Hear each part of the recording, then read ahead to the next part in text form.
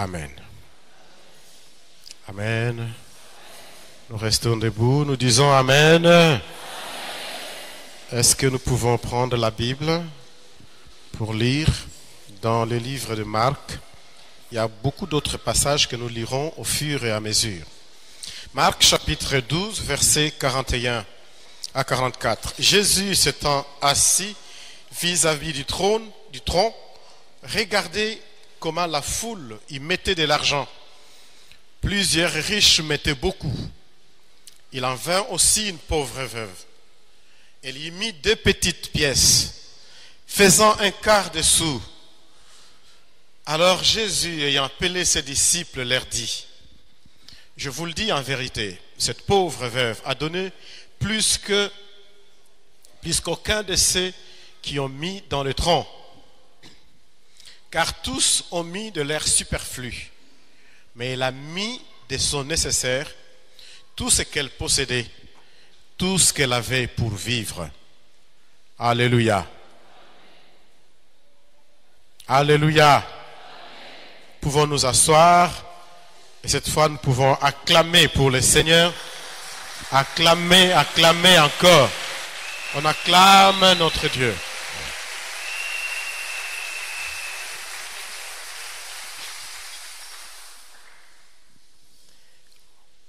Où est la pauvre veuve? C'est la question qui nous est posée ce matin.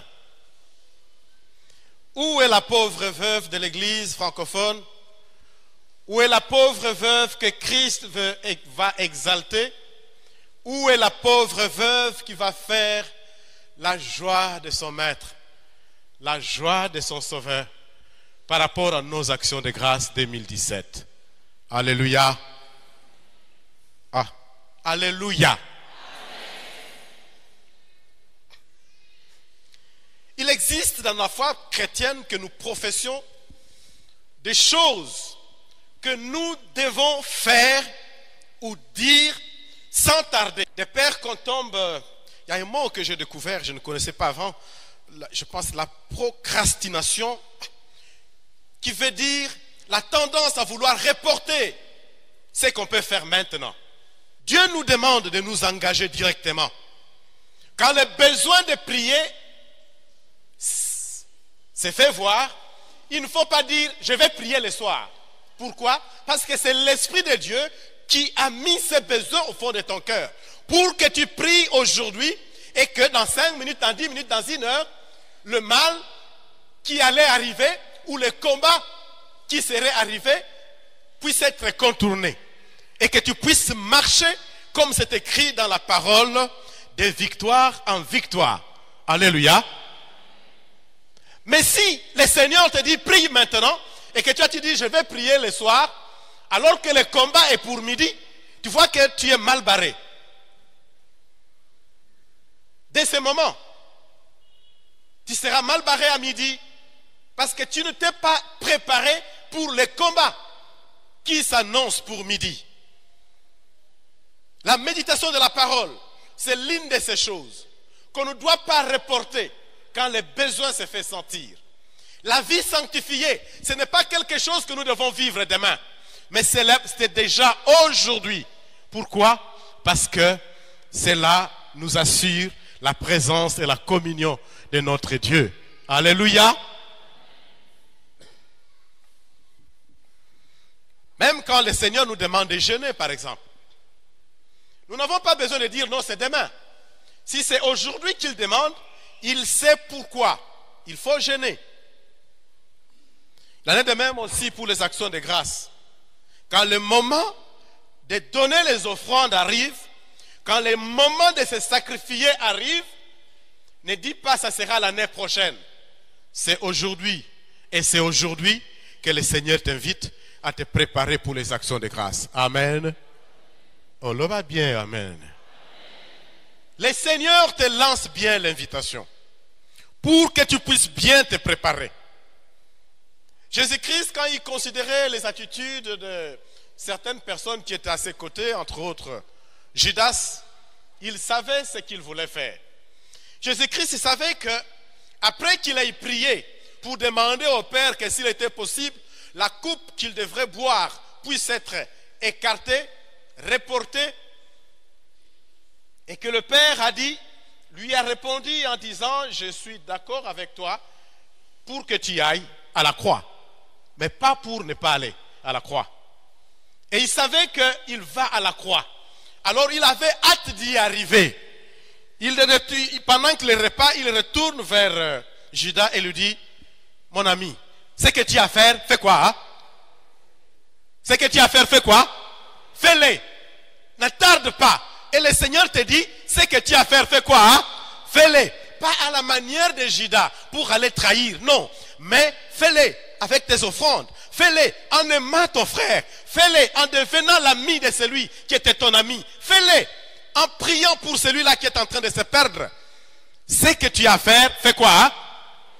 Fais-le pour la gloire de ton Dieu. Nous avons parlé de beaucoup de choses, mais des choses méritent d'être insistées.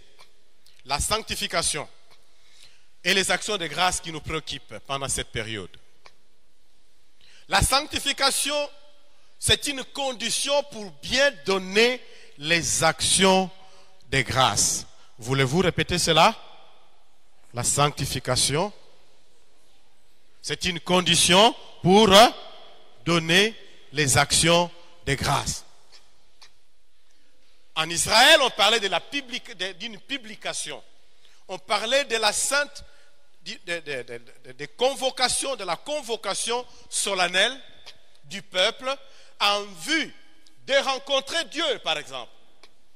Quand Moïse était sur la montagne, il a préparé le peuple et lui a dit, parce que dans 3 jours, nous allons voir la gloire de Dieu sur la montagne, je vous demande de vous préparer.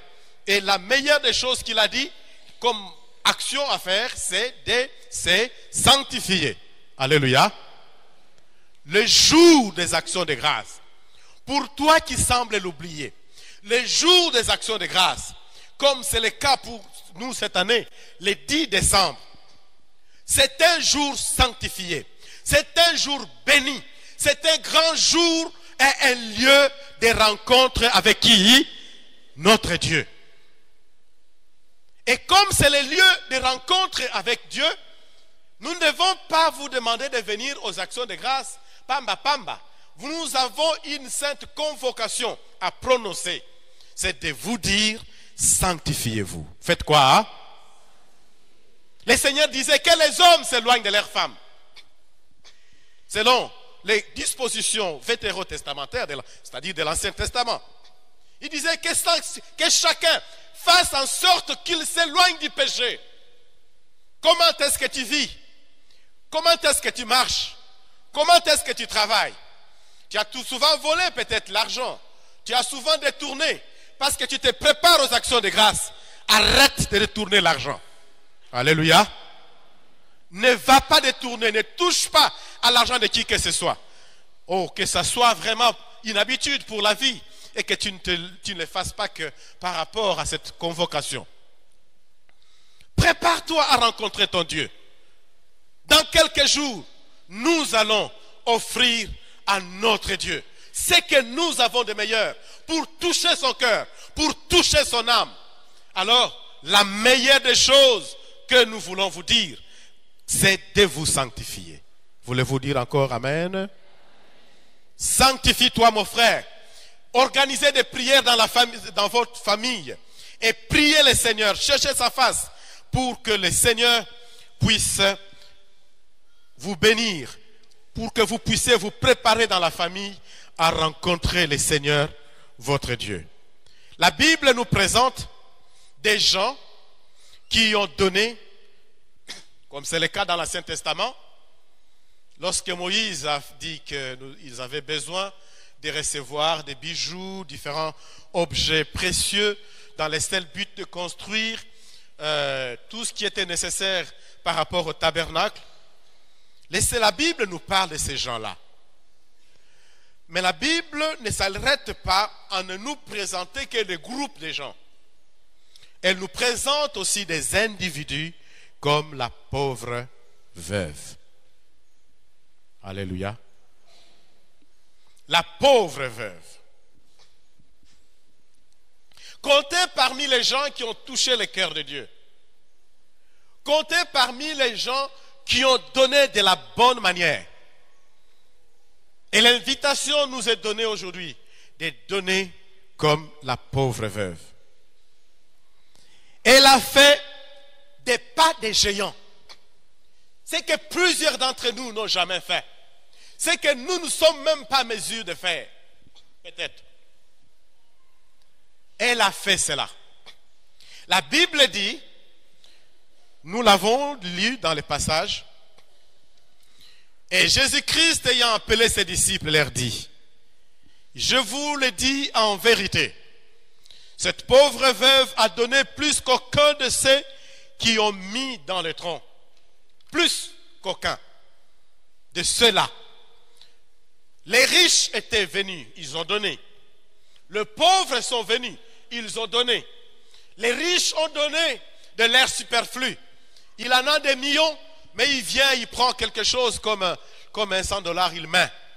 Comme quelqu'un qui disait hier qu'il y a un ancien premier ministre qu'il a vu invité alors qu'il était encore au pouvoir.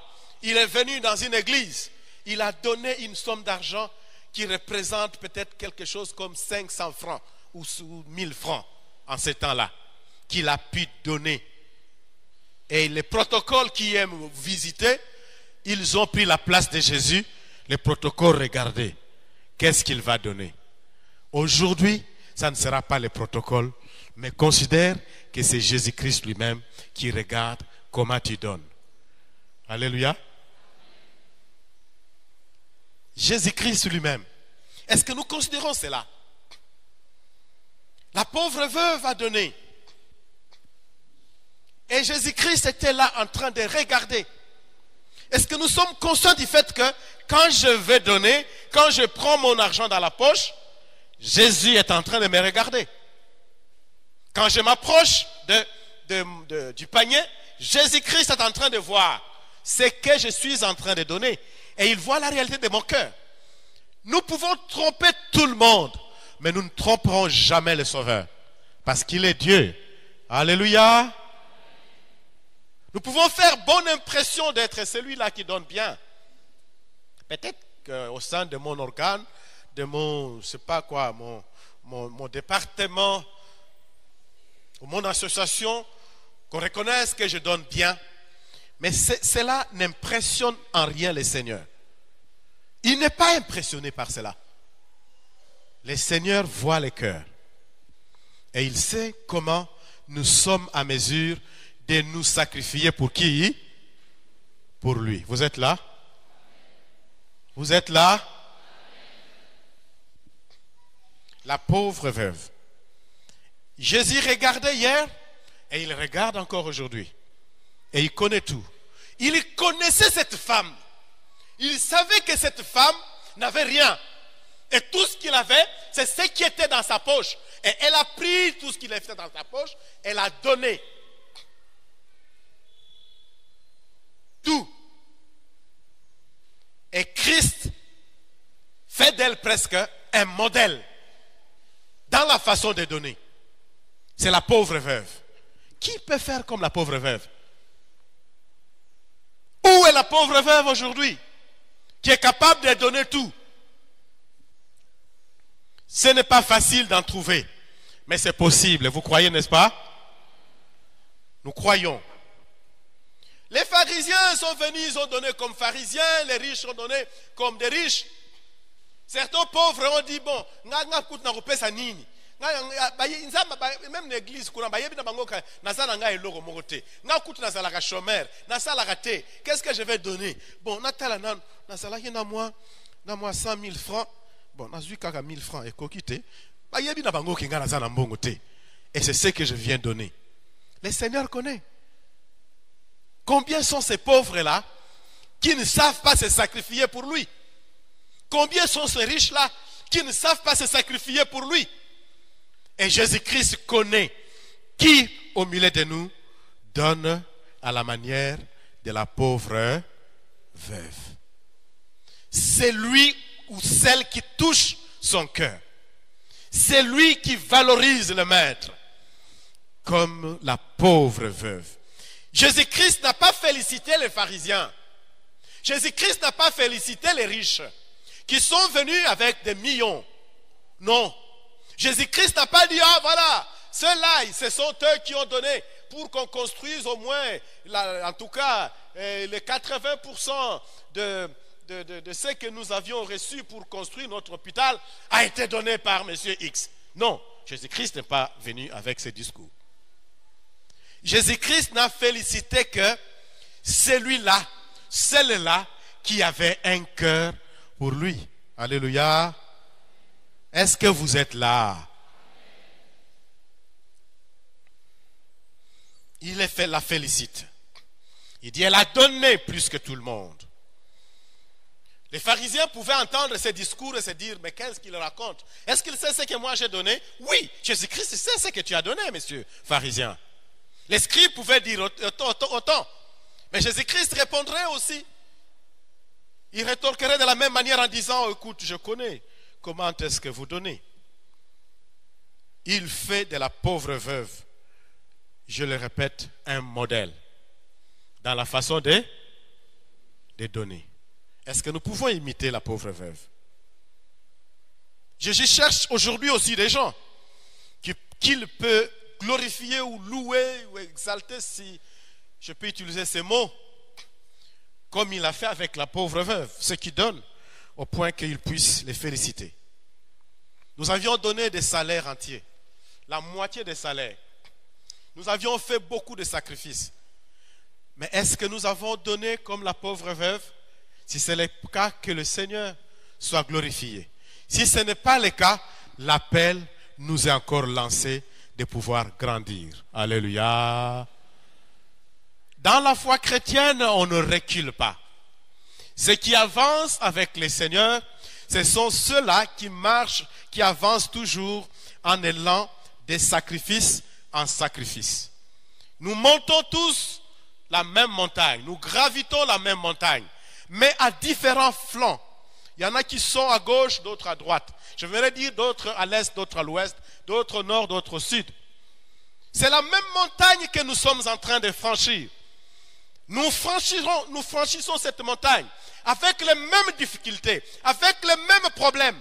C'est la même montagne que nous franchissons. Ce qui est important, c'est que nous puissions persévérer jusqu'à ce que nous arrivions là, au sommet de la montagne, où nous allons rencontrer le roi, le Seigneur et le Sauveur qui nous y attend. Alléluia. Tenez bon en tout et pour tout, dans votre obéissance, dans votre façon de prier, dans votre façon de jeûner, dans l'évangélisation, dans tout ce que vous pouvez faire, même aussi dans la façon de donner. Nous devons grandir, grandir et grandir encore et ne jamais reculer. Est-ce qu'on peut encore dire Amen? C'est ce dont nous avons besoin aujourd'hui. Je sais, il est plus facile, très très facile de donner comme les pharisiens. Ah, vous entendez? C'est facile de donner comme les sadducéens. C'est facile de donner comme les riches. C'est facile aussi de donner comme un pauvre qui ne connaît pas Dieu, qui ne se sacrifie pas pour Dieu. Mais donner comme la pauvre veuve, ce n'est pas toujours facile. C'est facile à imiter les riches avec leurs habitudes qui consistent, même j'aimerais quand même de dire à Lingala, bizaleli oya bango ayena iloko moko ezanga tina ayeko pesa wana eza kochola nzambe. On a peur de donner comme la pauvre veuve. Pourquoi? Parce qu'on a peur de s'appauvrir. On pense que si on donnait comme la pauvre veuve, on va s'appauvrir. Et on oublie que ce que nous avons là, c'est Dieu qui nous a donné. C'est vrai ou c'est pas vrai? Le royaume des cieux, chers frères, ne s'offre pas à nous comme étant un chemin du riche, mais plutôt comme un chemin du pauvre. Les chemins que suivent les pauvres. C'est comme cela que le royaume des cieux s'offre à nous. Et c'est important que nous puissions les retenir. Il est plus facile, ai-je dit, d'imiter les mauvaises habitudes, les mauvaises pratiques des riches que de pouvoir imiter la pauvre veuve. Comment est-ce que nous donnons? Comment allons-nous encore donner? Est-ce que nous voulons toujours donner par rapport à toute cette multitude de projets que nous avons, projets de construction de temples, projets de construction, je ne sais pas, un jour on va parler sûrement d'un hôpital, projet de construction d'une école qui est encore en veilleuse.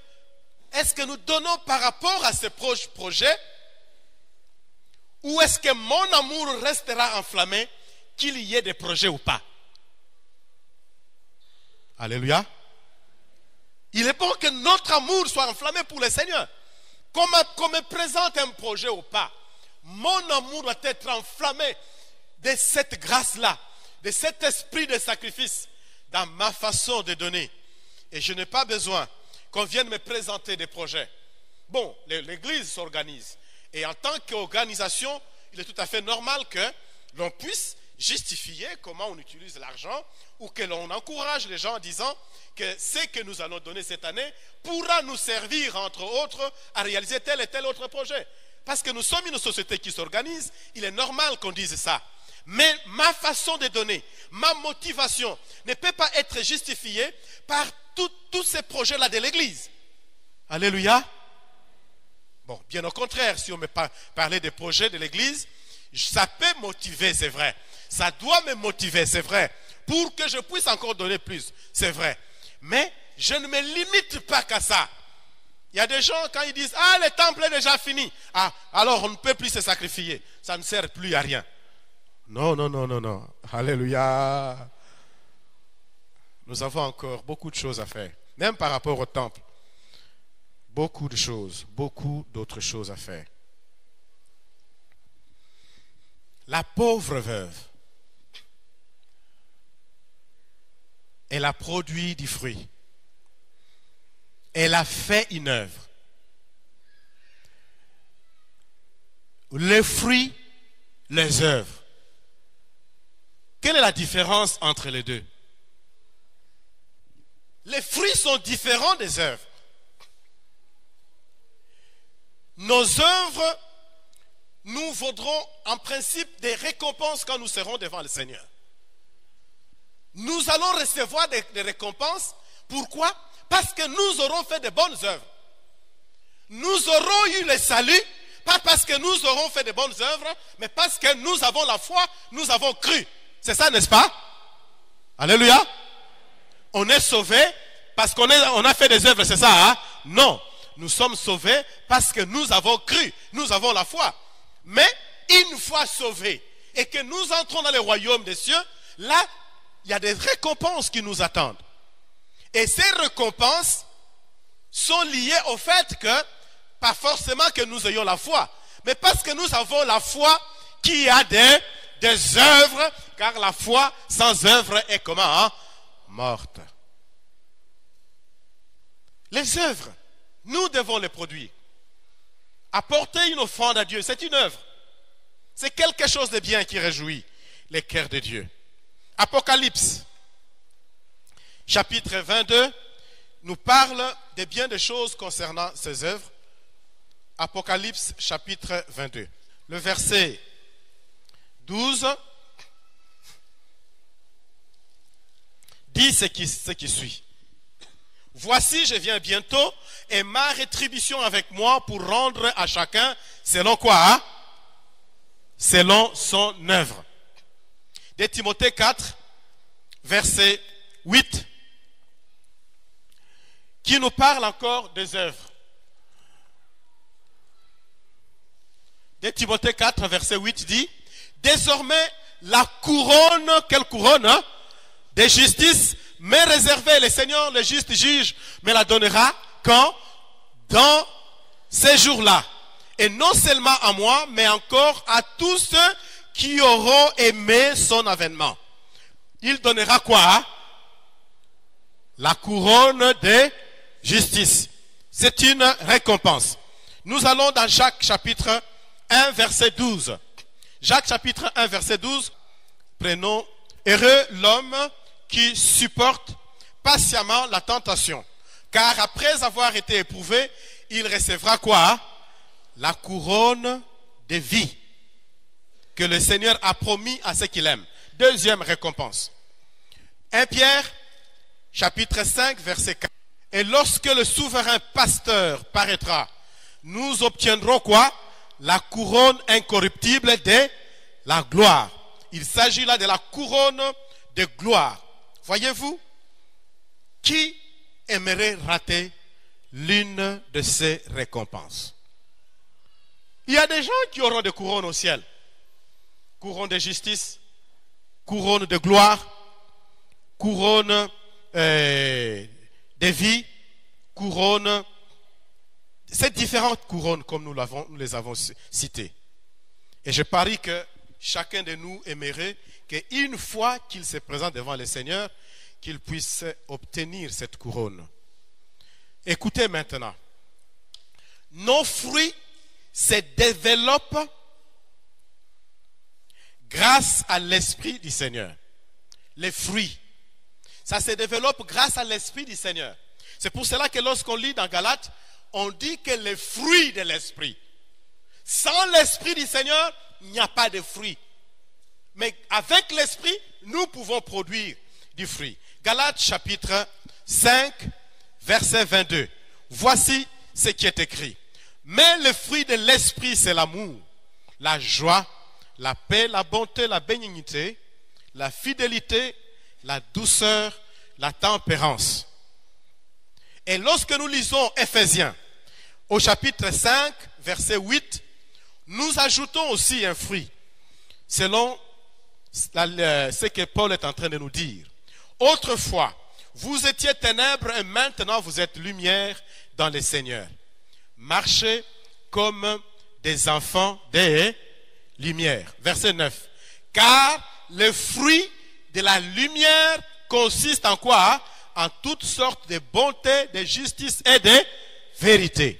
Nous ajoutons quoi ici? La bonté était déjà listée dans Galates 5. Mais ici on ajoute la justice et la vérité comme des fruits de l'esprit. Sans l'esprit, nous ne pouvons pas obtenir des fruits. Nous ne pouvons pas grandir dans la façon de produire des fruits qui réjouissent le cœur de Dieu. Les œuvres accomplies, comprenez bien, les œuvres accomplies sans le fruit de l'esprit seront simplement brûlées et ne pourront rien représenter pour nous. Dans plusieurs passages des Écritures, on dit même que certaines personnes pour lesquelles on avait déjà commencé à construire des maisons au ciel, leurs maisons deviendront des antres, en quelque sorte, des lézards, les banselele, biloko andenge wana, eko banda ko matalikolo, ko bebisa, banda ku oyo bazako tongela yo kuna na lola, na tango yo ozaki ko rater récompense. Il y a des gens qui vont rater leur récompense de cette façon-là. Les fruits de l'esprit sont pour ceux-là qui connaissent Jésus. Pour ceux-là qui ont un amour pour le Seigneur. Quand on dit, nous avons action de grâce le 10 décembre, nous venons là d'abord comme des gens qui ont donné leur vie à Jésus comme Seigneur et Sauveur. Des gens qui ont reçu l'Esprit de Dieu et qui marchent par l'Esprit. Et ainsi, ils peuvent, grâce à l'Esprit, faire de bonnes œuvres. Voilà une offrande qui honore le Seigneur. Une offrande, une action de grâce que le Seigneur va agréer. Je le répète en disant, les fruits de l'Esprit sont pour ceux qui ont déjà reçu Christ dans leur vie. Les œuvres peuvent être produites par quelqu'un qui connaît le Seigneur, tout comme par quelqu'un qui ne connaît pas le Seigneur. On attend généralement quand il y a des grands matchs, tel gouverneur a donné autant au léopard. Et à celui qui va marquer un but, il recevra autant. On aimerait quoi? Se faire connaître, n'est-ce pas? Parce que c'est la politique. Il faut utiliser les méthodes qui sont liées à la politique. Mais devant le Seigneur, c'est zéro. parce que l'esprit, c'est une œuvre qui ne découle pas du fruit de l'esprit. Le Seigneur n'agrée pas une telle offrande. La pauvre veuve, c'est quelqu'un qui aimait Dieu au fond de son cœur. C'est quelqu'un qui était attaché à Dieu. C'est quelqu'un qui vénérait ou qui craignait Dieu. Et lorsque le moment est venu de témoigner son amour, elle ne pouvait pas hésiter de prendre tout ce qu'elle avait, tout ce qui lui permettait de vivre et de pouvoir les donner pour la gloire du Seigneur. Alléluia. Les fruits de l'esprit étaient en elle et après, elle pouvait donc faire une bonne œuvre. Commencez par rechercher le Seigneur, par être habité par le Seigneur. Jean chapitre 15, verset 5, on lira rapidement jusqu'à 8. Je suis le cep et vous êtes les sarments. Celui qui porte, qui demeure en moi et en qui je demeure porte beaucoup de fruits. Retenez bien ce qu'on dit. C'est lui qui demeure en moi et en qui je demeure. Il fait quoi? Il porte beaucoup de fruits, car sans moi, vous ne pouvez rien faire. Si quelqu'un ne demeure pas en moi, il est jeté dehors, comme les sarments, ils sèchent. Puis on ramasse les sarments et on les jette au feu et ils brûlent. Si vous demeurez en moi et que mes paroles demeurent en vous, la suite c'est quoi? Demandez ce que vous voulez. Qu'est-ce qu'on a dit? Demandez ce que vous voulez. Et Christ a donné une promesse. La promesse c'est quoi? Cela vous sera accordé. Cela vous sera accordé purement et simplement. Et la foi chrétienne que nous professons veut que nous mettions confiance à un Dieu qui est fidèle, un Dieu qui est toute fidélité et qu'il tient parole. Tu dois croire que ton Dieu tient parole. Tu dois croire que ce que ton Dieu promet, il le réalise. Tu crois cela? Est-ce que tu crois cela? Croyons que le Seigneur est là et il fait ce qu'il a promis. C'est lui qui demeure en moi. Si vous portez beaucoup de fruits, c'est ainsi que mon Père sera glorifié et que vous serez qui? Mes disciples. Il est important d'avoir d'abord du fruit avant de produire des œuvres. C'est comme pour dire, il est bon d'avoir d'abord Jésus, d'être conduit par l'Esprit pour pouvoir donner de bonnes offrandes. Nous ne voulons pas voir des païens venir avec tout ce qu'ils ont comme des millions, apporter et puis notre caisse est remplie. Nous avons besoin de vous qui craignez Dieu. Nous aimerions que toute personne qui amène l'offrande connaisse d'abord le Sauveur, qu'il donne d'abord son cœur à Jésus, qu'il ait une identité propre par rapport à Jésus, qu'il ait une relation propre et personnelle avec son Dieu, qu'il sache garder la bonne communion avec son Dieu. Alléluia. C'est pour cela que nous cesserons de le dire. On n'a pas besoin de gens qui volent l'argent, soit en disant, je vais amener ça à l'église, je vais donner aux actions de grâce et ça sera sanctifié. C'est un péché. Vous pouvez porter tous les fardeaux du monde, mais il y a un fardeau qui est inutile à porter, c'est le fardeau du péché. C'est un fardeau inutile. Portez le fardeau des malades. Portez le fardeau des gens qui sont perdus. Portez le fardeau d'un frère qui a péché pour que tu puisses prier en sa faveur. Mais lorsque toi-même tu pèches et que tu portes ce fardeau, c'est un fardeau inutile que tu te fais dans la vie du péché. Pourquoi? Parce que le péché nous conduit dans le monde des ténèbres, dans le monde de la souffrance, dans le monde de la déception, dans le monde où Satan est maître. Éloignez-vous du péché. Alléluia. Alléluia. Menez une vie qui honore votre Dieu, qui fait la joie de votre maître. J'ai dit, il faut d'abord porter quoi? Les fruits. Et après, on peut produire quoi? Les œuvres. Sans les fruits de l'esprit, les œuvres produites ne recevront aucune récompense en principe. Notre fruit ne peut se développer que grâce à l'Esprit du Seigneur. Maintenant, écoutez bien ce que je dis, ça s'illustre bien dans un passage, 1 Corinthiens. Pour bien comprendre ce que l'apôtre Paul a dit, 1 Corinthiens 3, verset 11. Car personne ne peut poser un autre fondement que celui qui a été posé, à savoir Christ. Or, écoutez bien, si quelqu'un bâtit sur ses fondements avec de l'or et de l'argent, des pierres précieuses, du bois, du foin, du chaume, l'œuvre de chacun sera manifestée. Car les jours la fera connaître. Ton œuvre sera manifestée. Un jour, on saura ce que tu donnais avec quelle valeur. Un jour, on saura. L'œuvre de chacun sera manifestée. Verset 13. Car les jours la fera connaître parce qu'elle se révélera dans le feu. Chaque œuvre sera éprouvée par le feu. Et le feu éprouvera ce que l'œuvre de chacun. Verset 14. Si l'œuvre bâtie par quelqu'un sur le fondement subsiste, il recevra quoi? Mais si l'œuvre de quelqu'un est consumée, il fera quoi?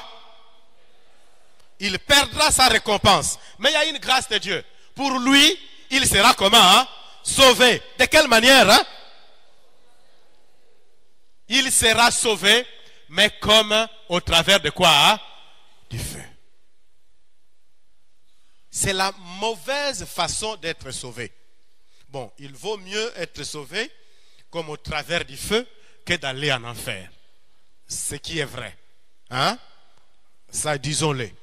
Mais disons que la mauvaise façon d'être sauvé, c'est d'être sauvé comme au travers du feu. Pourquoi? Parce que le passage nous a dit, on perd quoi? Toute récompense. On perd toute récompense. Les foot est athée. Donc, le nombre de fois où il y a une église, elle est nango zéro, chizengo. Et l'ogo mogote, mutout, li boson ensemble. Ba offrande nyonso pesa et que zéro. Non, non. Qu'il n'en soit pas ainsi pour toi et pour moi. Mais que le Seigneur nous fasse grâce d'être comptés parmi ceux-là qui donnent de tout leur cœur. Les fruits de l'esprit listés dans Galates chapitre 5, verset 22, auxquels nous avons ajouté ce que la droiture et la vérité, nous permettent aussi de prendre Ephésiens chapitre 5, verset 9. Car les fruits de la lumière consistent en toutes sortes de bonté, de justice et de vérité. Nous avions parlé déjà de ça, on avait déjà lu. La bonté est là, la justice est là, mais le dernier fruit, c'est la vérité. Donner comme la pauvre veuve nous appelle à utiliser le fruit de l'esprit qui est quoi? La vérité. Quelle est la vérité? Qu'est-ce que tu vas donner selon la vérité? Qu'est-ce que Dieu t'a dit de donner? Est-ce que tu obéis à cela ou non? On obtient ces fruits parce qu'on est en Christ, mais on les obtient aussi parce qu'on passe des moments de communion avec le Seigneur. Malheureusement, les fruits de certains ne sont pas encore mûrs.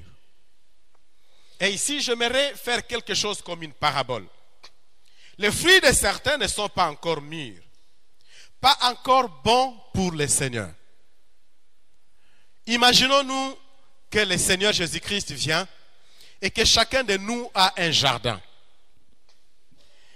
Et dans ce jardin-là, le Seigneur vient, il veut cueillir les fruits qu'il doit manger. Il est content de manger les fruits de ton jardin à toi. Chacun a son jardin, sa façon de louer, d'adorer le Seigneur, de lui offrir les offrandes, de l'aimer, d'aimer notre prochain. C'est ça notre jardin. Et le Seigneur vient dans notre jardin. Il veut manger notre fruit. Là, malheureusement, il y a 4 formes de jardins. Il y a des gens qui ont des jardins dont les fruits sont au niveau des fleurs, simplement. La floraison est là. Vous savez, les fleurs, c'est ça le début de du fruit. Quand le fleur est là, c'est que le fruit commence déjà à pousser. Mais il est tellement minime que parfois on ne sait pas le voir. Le fleurissement, la floraison. Les fruits de certains sont à ce niveau. Le Seigneur vient, il ne sait pas cueillir un seul fruit. Et il passe. Il va dans un autre jardin. Il voit aussi les fruits de quelqu'un, des fruits qui commencent à monter, à se développer. Mais ils n'ont pas encore atteint la maturité. Le Seigneur ne peut pas non plus cueillir les fruits de ces jardins. Et il passe. Il va dans un autre jardin. Il voit des fruits qui ont atteint la maturité. Mais ce n'est pas comme les Quinois qui aiment manger manga mobesu. Le Seigneur ne mange pas manga mobesu. Est-ce que vous yokinga? Nokite oya oyebisaye zwa mungwa po olia yango bien. Po na nini ko zwa mungwa? Nzambe acha mungwa na liloba na ye. Beaucoup de gens prêchent la parole en disant tozo bakisa mungwa na pilipili. Mensonge que c'est là. Ça se prend pour les sectes. Alléluia. Est-ce que vous m'écoutez? Écoutez le Seigneur qui vous dit, la parole elle-même a son sel. La parole de Dieu contient son sel. Nous n'avons pas de sel à ajouter dans la parole du Seigneur. Vous comprenez cela? Nous n'avons rien ajouté. On n'a pas qui sa mungwa, n'a pas qui sa pilipili, c'est de la fausseté. Et le Seigneur ne peut pas manger manga mubesu. Pourquoi? Parce que nanu est élité. Et il passe. Il arrive dans un 4e jardin. Un jardin où les fruits ont atteint la maturité, mais aussi, ils sont comment? Mûrs. Le Seigneur va les cueillir. Il va les manger. Il les mange avec joie. Alléluia. Notre Seigneur mange des fruits, non? C'est ça, n'est-ce pas? Oh, mais sur terre, il a mangé des fruits. Et la Bible nous dit aussi que nous allons manger l'arbre de la vie. Nous allons manger avec lui. Pourquoi vous hésitez? Alléluia. Des faits, essayant des déceptions dans lesquelles il est plongé tous les jours. Alors prions que le Seigneur nous aide à devenir ces hommes et ces femmes qui vont faire sa joie tous les jours. Retenons bien, pour finir, notre sémence, c'est une vraie menace pour l'ennemi. Quand nous sémons pour Dieu, cela constitue une vraie menace pour l'ennemi. Il se rend compte que son royaume sera ébranlé. Quand nous apportons notre offrande de tout cœur, ça constitue une menace pour l'ennemi. C'est pour cette raison que quand il dispose même ton argent, il peut créer beaucoup de choses pour que, en arrivant, tu puisses être soit dans la colère, que tu puisses être en train de pécher, de sorte que l'offrande de valeur que tu avais déjà prélevée soit souillée, alors que tu l'apportes au Seigneur. Le diable est prêt à faire beaucoup de ces choses. C'est pour cela que nous vous invitons, nous lançons la sainte convocation pour la sanctification. Voulez-vous dire Amen? Que Dieu bénisse sa parole.